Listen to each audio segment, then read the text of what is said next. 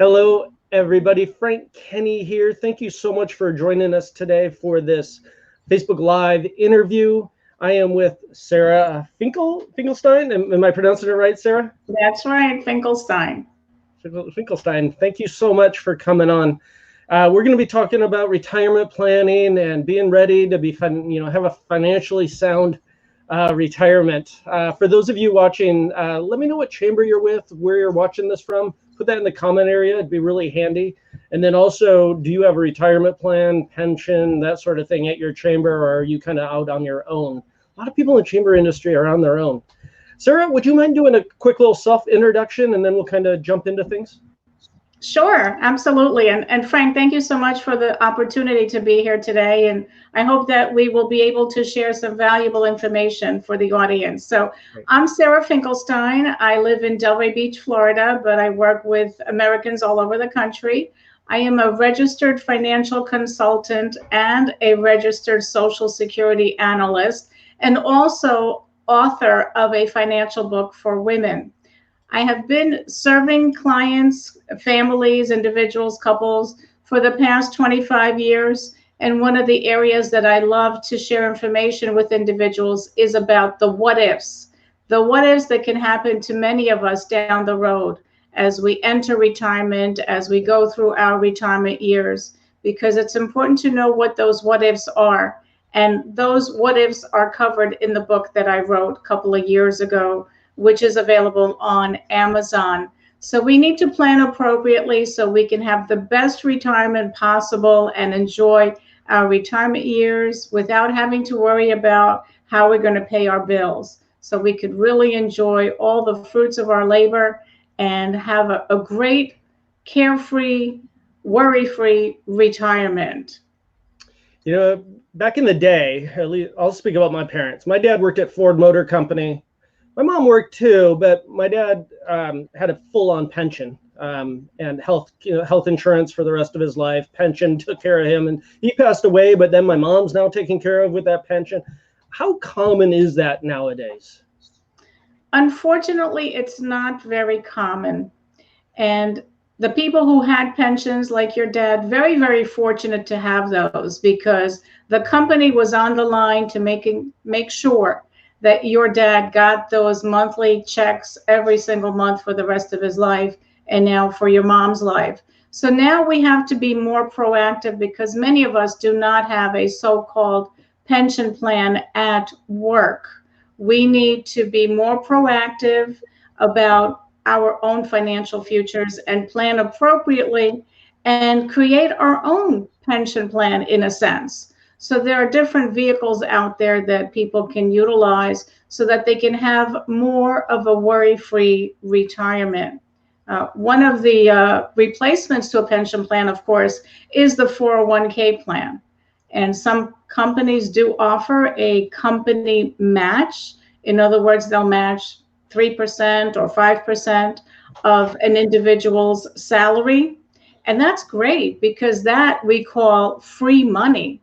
The company match is free money. And if you have access to a company match, take advantage of it. Absolutely. It's great. So, but one mistake I see is some people contribute above the company match. And that may be good or it may not be so great because we know that a 401k plan is going to be fully taxable at some point. The money that one puts in there as contributions are tax deferred. So the taxes don't go away. They're just being deferred to a future point. And if we believe that taxes will be higher in the future, is that the best thing for us to do? Is to create a bigger crop of money that's going to be 100% taxable. So that's one of the areas that I educate individuals about. And some people decide to take advantage of some tax-free strategies, which puts more money in their pocket. Interesting. If somebody just kind of ignores this kind of thing, like they say, well, someday I'll put money towards retirement, someday I'll put, and they get to those last few years and they don't have, I mean, what do you have coming in if you retire without having done any planning? More work. Yeah, you just keep on working, huh? You're not allowed to, you can't afford to Exactly. quit working. And it's interesting that you brought that up, because there's all different studies that show if you start at a younger age, how much you need to put aside as opposed to waiting until later. And it's very common for people in their 20s and 30s to delay starting retirement because, hey, I got a mortgage, I'm raising children, I don't have enough left to do a retirement plan. But that's when it's time to put a budget on paper and figure out exactly what you're spending on your daily activities. Because so many of us run through our daily activities and we spend money without even thinking about it. For example, one young gal that I was working with, a single mom, she was 39 years old, raising her 9-year-old son. And she would go to Starbucks twice a day, once on her way to work to get her favorite coffee drink, and then in the midday too. So she was spending $10 a day just for Starbucks alone. If she was to spend just $5 and put $5 aside, now she'd have enough money to put some money away for her retirement and even start a protection plan in the event that something happened to her to protect her son. So we need to know where we're putting our dollars and where we're spending without even thinking, and possibly use that money for our own future benefit. How do we know how much to put away? Are there formulas? Well, typically we should all be taking advantage of the $6,000 annual IRA contribution that people that are under 50 are allowed to put away. And for those that are 50 and above, it's $7,000 a year. So if at all possible, we should maximize those contribution limits, and also to put aside 10% of one's income. So it really depends on the individual's income. But also another thing that's really important is having an appropriate emergency plan, an emergency fund.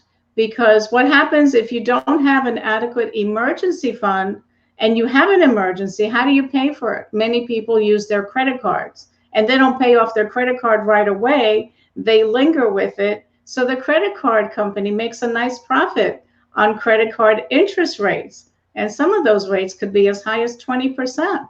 And that's a wonderful profit for the credit card company. But wouldn't it be better to have that money in your pocket as opposed to the credit card company's pocket?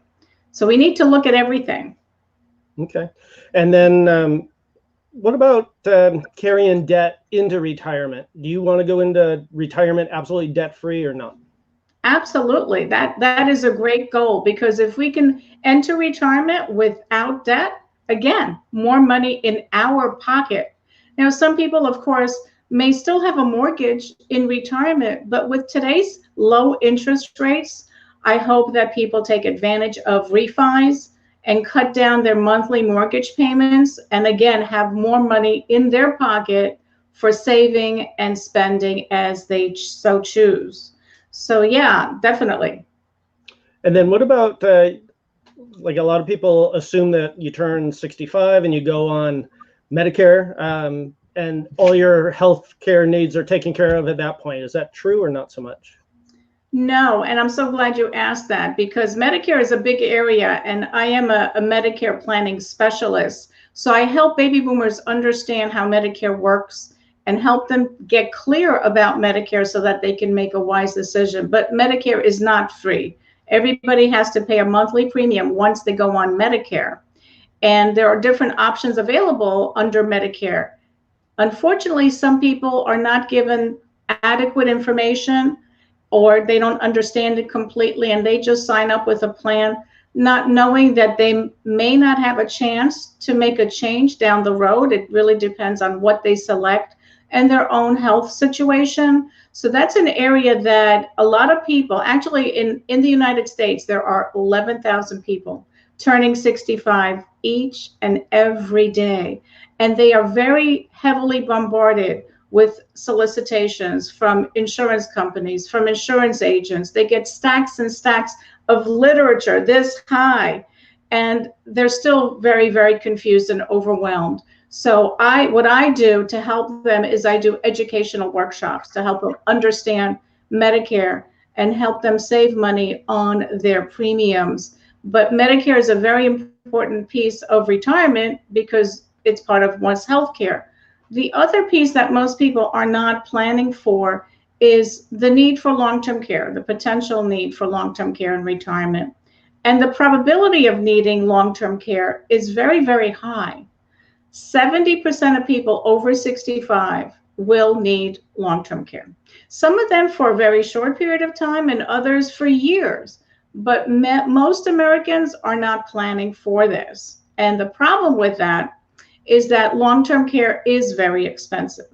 When you have to pay 100% of the cost out of your own pocket, for most Americans, it could wipe out everything that they've saved for, that they have in their retirement plans. And because we're living longer than ever before, chances are at some point in our lives, we're going to need some assistance. And we don't really want to use our retirement funds that we've worked hard for and saved for to pay for long-term care. We want to use it for our retirement. So all of this requires appropriate planning. And when I work with families in regards to long-term care planning, I call long-term care a family affair. Because think about it, Frank, if your parents needed help, they'd call you or your siblings, they'd call the relatives, they call their loved ones. And we all have to, one way or another, pitch in, whether it's financially or being there to help them with what their needs are. So one way or another, we need to plan appropriately. Sometimes the kids will chip in towards a plan for mom or dad because they know that's going to be more beneficial for everyone down the road. So if you get a written long-term care plan, the younger you are when you get it, the better it is. But the point of it is have a plan in place to take care of that. Because again, it could wipe out everything that you've worked for. For you chamber pros that are watching this, does your chamber have some kind of 401k or another kind of plan? Are they matching? Do you have other fringe benefits like disability or long-term care? Be interesting to see what everybody has.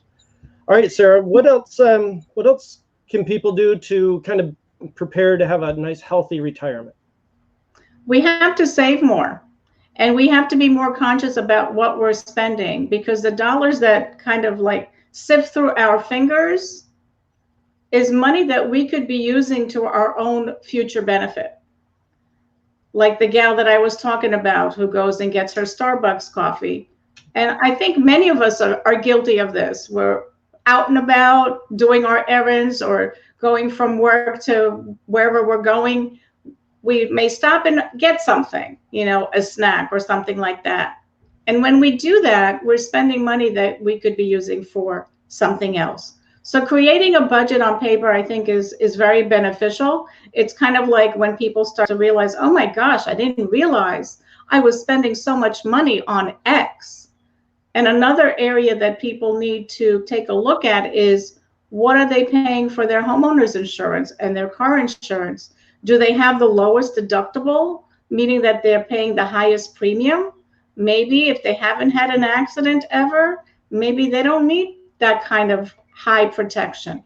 Maybe they could save a few bucks by increasing their deductible and decreasing their premium. And that extra money could be used for a retirement plan. One of the areas that I'm very big proponent of is taking advantage of the Roth IRA. So Senator William Roth is the one who made the Roth IRA possible, and it's been around since 1997. So if anybody's not taking advantage of a Roth, you should be, because it's a great vehicle for tax-free income in retirement. See, all the money that we put into a 401k, it all becomes taxable, 100% taxable. So there's the controversy of the seed or the crop. So let's say you're putting, you're 50 plus, you're putting $7,000 into a Roth. I mean, a traditional IRA, traditional IRA or a 401k plan. So you're not paying taxes on the $7,000 because it's tax deferred. But let's say that $7,000 by the time you retire grows to $50,000. Well, now you're going to be you're paying taxes on the 50 instead of paying taxes on the 7. So you're going to be paying taxes on the crop as opposed to paying taxes on the seed. So if you were instead to put the money into a Roth, now you're paying the taxes up front on the small amount, but you're never going to have to pay the taxes on the bigger amount that it grows to. So that puts more spendable money in your pocket in retirement. Interesting. If somebody makes just round figures, they're making, say, $70,000 a year through their prime working years, and then they go to retire, it's time to retire. How much money should they have saved up by that point, give or take? That's a great question. It really depends on their situation because there's so many variables that go into it. And also, what do they want to do in retirement? When I was going to school, it was said that people would need about 70% of their pre-retirement income in retirement. But that's assuming that they don't have a mortgage to pay off anymore and their kids are gone and no more college tuition. However, I find that a lot of retirees spend more money in retirement because now they've got the time and the money to do all the fun stuff that they may have delayed along the way. Maybe those trips that they've wanted to take. And oftentimes they'll take their extended families on a trip and treat everybody to a wonderful vacation. Or maybe they want to get that sports car or that dream home for their retirement. So oftentimes people spend more money in retirement, and especially if they don't have and they haven't started a long-term care plan, they'll be spending a lot of money in their retirement. Interesting. So it's kind of depends on the person, but it's got to be a good chunk of change. I mean, $500,000, $1 million, especially with the low interest rates and that sort of stuff. I mean, does that impact? Absolutely. And it depends. I mean, if you're putting your money in safe vehicles, then the low interest rate are a factor. If you're putting money into the market where there's tremendous potential for growth, and we're seeing that the market is higher than ever before. But the longer we wait to get started to put a savings plan in place for our retirement future, the more we have to set aside. So for example, if one starts in their late 20s and their goal, let's say, is $1 million at the age of 67 when they can retire, they only need to put away a couple $100 a month. But if they wait just 10 years until they're in their late 30s, now they have to put away twice as much money. And it gets even bigger the longer we wait to get started with savings. I think the bottom line is, regardless of any person's situation, and even for those people that are younger who don't have a lot of extra money, just by getting started and putting the money aside, even if it's only $50 a month, you get used to putting the money away on a regular basis, that's going to be a good step in the right direction. But the idea of just having almost nothing saved or waiting to the last few years and then trying to save like a mad person, it's not going to work. And you're going to have a pretty uncomfortable retire. I mean, it would be pretty scary, I would think, to retire with very little resources, right? Absolutely. Yes, absolutely. So we make the sacrifices now so we can enjoy later. Yeah. Well, let's wrap this up. If people want to give you a call and ask you some more questions, are you okay with that? Oh, yes, absolutely. So what's the best contact information for you? My phone number is the best way, and that is area code 561-302-5760. I also do a monthly newsletter, so if anybody wants to take advantage of the newsletter that goes out by email, they can take advantage of the newsletter. It's only 2 pages. It's got very good information as well as fun tidbits. And also I have a free report if anybody wants to take advantage. It's called Retire Smart, a simple guide to retirement. So if anybody wants that, I can email that out as well. And what's a website to go to get that, or an email address? The email address is Sarah, S-A-R-A, at signatureadvisorygroup.com. And there's a Y at the end of advisory. Great. I will get that posted in the group.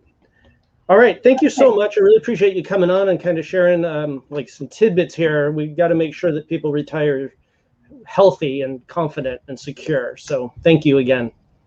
Absolutely, my pleasure. Thank you for the opportunity. All right. Take care.